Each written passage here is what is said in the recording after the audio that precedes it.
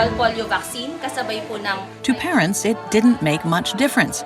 The switch from one type of oral polio vaccine to another wasn't a big issue. But to public health professionals, the switch was a carefully timed global feat in April 2016.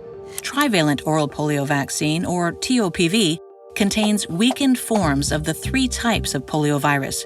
Over 4 decades, its use had been very successful in eliminating most polio in the world.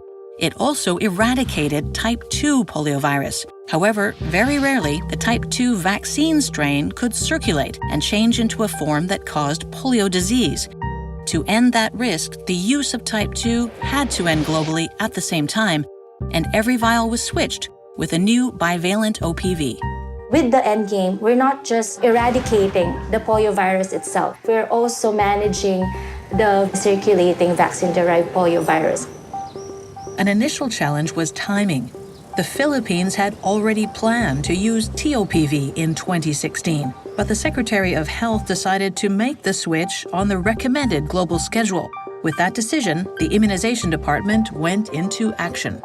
When we were informed of the switch, we immediately informed also our local government units. Another challenge, using up the extra stocks of TOPV so they wouldn't go to waste.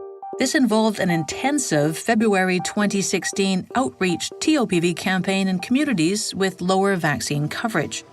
Next, the logistics of ordering, storing, and delivering 3 million doses of BOPV from warehouses to health posts across the country. The new vaccines came just in time. We went to the provincial health office on April 26 because they asked us to come on that date. So we were given 66 bivalent OPV in time for the switch the next day, which is Wednesday, of course, the immunization session day, and the switch day. After the switch, the Red Cross helped to monitor health posts, checking for any remaining TOPV. Vials were gathered and safely disposed. Health leaders attribute a smooth switch to efficient step-down training, involving thousands of health staff from provincial capitals to the villages. We invested a lot in the training. That was the key, I think, that everyone involved in this switch should be aware of it. So we were able to do all of that in just barely a month. Health workers knew the switch had to work well. Putting a final end to polio was simply too important. If we continue to improve our program, I think we can continue to make this country a polio-free country. And of course, the rest of the world a polio-free world. Hope that'll be soon.